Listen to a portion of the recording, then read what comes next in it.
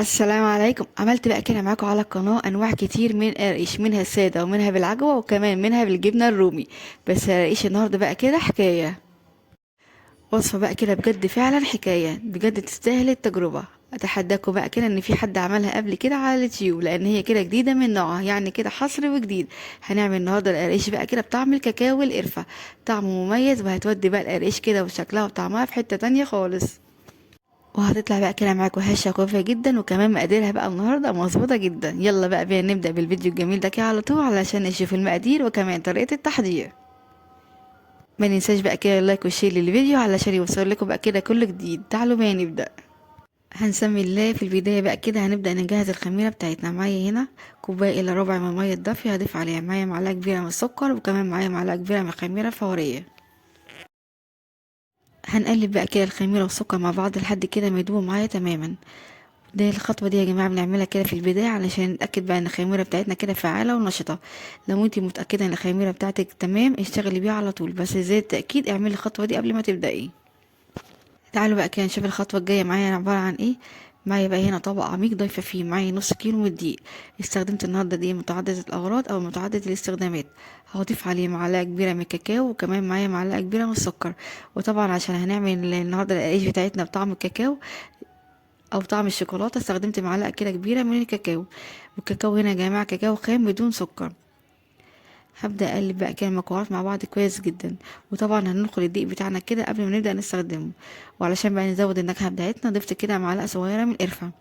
القرفه بقى مع الكاكاو في القراقيش النهارده بتودي الطعم كده في حته تانية خالص. هنقلب بقى كده كل المواد الجافة مع بعض كويس بالشكل ده، وكمان ضفت بقى كده رشة بسيطة من الملح. الخطوة بقى الجاية معايا ان انا هبدأ اضيف المادة الدهنية. معايا هنا كوباية من المادة الدهنية، ممكن بقى تستخدميها كلها سمنة او سمنة على زيت، او تستخدمي 3/4 سمنة وربع زيت زي ما انت عايزة. انا استخدمت النهاردة 3/4 سمنة ومعاهم ربع زيت. او بقى كده ما نضيف المادة الدهنية بتاعتنا هنبدأ بقى كده نقلب المعلقة والسباتولا بالشكل ده لحد بس الدقيق كده ما يبدأ يتغلب بالمادة الدهنية معانا كويس جدا. في التوقيت ده بقى كده استغنيت عن المعلقه بتاعتي او السباتولا وهبدا كده اقلب بايدي. انا هنا يا جماعه بقلب كده بالطريقه دي، او بمعنى اصح كده ببسها كده ما بين ايديا بالشكل ده.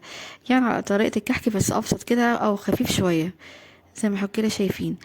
والغرض من التكه دي يا جماعه ان احنا نغلف في الدقيق بتاع الماده الدهنيه كويس جدا، علشان طبعا القريش بتطلع معاكي بقى كده هشه وخفيفه كده على الاخر. هنبس فيها بقى كده كويس جدا لحد ما نحس ان الدقيق معانا كده عامل زي حبوبات الرمل المبلول بالشكل ده. بعد كده نبدأ بقى كده نضيف الخميرة بتاعتنا بعد ما اشتغلت، وده كده هيكون شكلها ما شاء الله. مجرد بقى كده ما نضيف الخميرة بتاعتنا هنبدأ كده نلم العجينة بإيدينا بالشكل ده، مجرد بس ما بين صوابعنا وحاجة بسيطة كده، علشان طبعا القش بتطلع معانا كده هشة وخفيفة كده على الآخر. في التوقيت ده بقى كده حسيت ان العجينة بتاعتي كده ناشفة، انا محتاجة كده حبة من المية، ضفت لها كده معلقتين كبار. وده كده هيرجع يا جماعة على حسب نوع الدقيق عندك، لان في دقيق بيمتص السوائل اكتر ودقيق لا. بعد كده هبدأ اعجن فيها لحد ما نوصل للقوام ده. ما شاء الله عجينة لينة وطرية بالشكل ده. ده كده هيكون شكل العجينة معايا ما شاء الله. المقادير النهاردة يا جماعة كده مظبوطة جدا. هاخده بقى كده اغطيها واسيبها ترتاح حوالي كده 5 دقايق قبل ما ابدأ اشتغل فيها. بعد كده بقى ناخد كده قطعة من العجين وهنبدأ بقى كده نفردها على الرخام او سطح العمل بالشكل ده.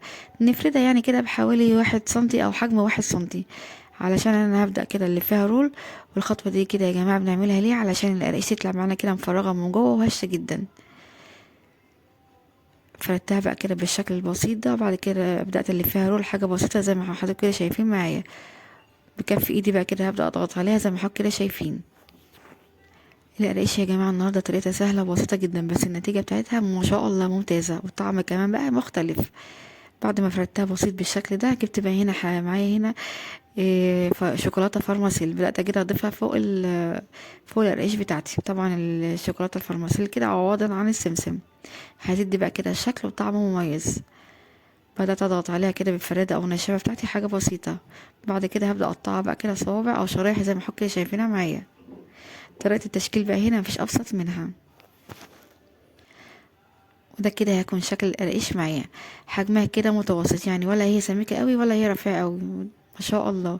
هيكون بقى كده جنب صاج او صينية مش دهناه اي حاجة خالص، وهبدأ ارص فيه بقى كده القرقيش بتاعتي. بصوا بقى هنا الجمال.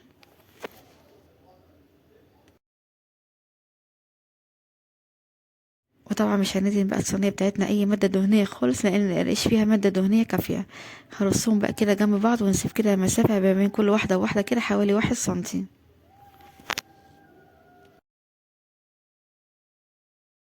وده كده هيكون شكلها معايا. تعالوا بقى كده نعمل قطعة تاني مع بعض بسرعة.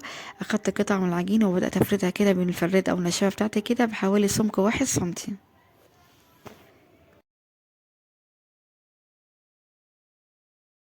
بعد ما فردتها بقى هبدأ الفها رول بالشكل البسيط ده. وده طبعا يا جماعة علشان نعمل كده فراغات جوه القراقيش. هنجيب بقى القطعة بتاعتنا ونبدأ نقطعها بقى كده شرايح او صوابع كده بالشكل الجميل ده. هي طبعا حجمها ولا هيكون سميك قوي ولا رفيع قوي. هرصهم بقى كده جنب بعض في الصاج او الصينية. وده كده هيكون الشكل النهائي بتاعنا ما شاء الله. القراقيش بقى هنا بتتكلم عن نفسها.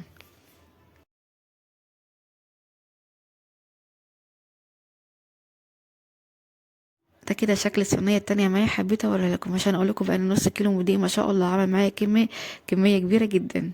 بصوا هنا الجمال. غطيتها بقى كده وسبتها حوالي ربع ساعة لحد ما تبدأ كده تختمر او ترتفع معايا.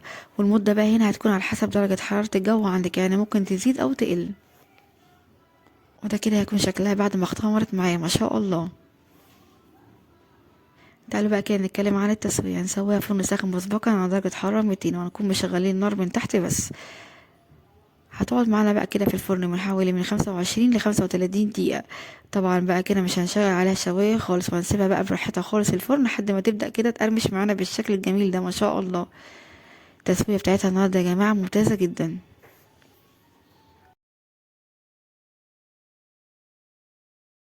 وده كده هيكون شكلها معايا بعد التسوية. او بقى كده ما نخرج الصاج بتاعنا او الصينية من الفرن هنسيبها بقى كده لحد ما تهدى معانا تماما. وبعد كده نبدأ نقدمها بالشكل الجميل ده وبألف هنا. طريقة جديدة ومميزة وكمان طعم مختلف هتعجبكم جدا.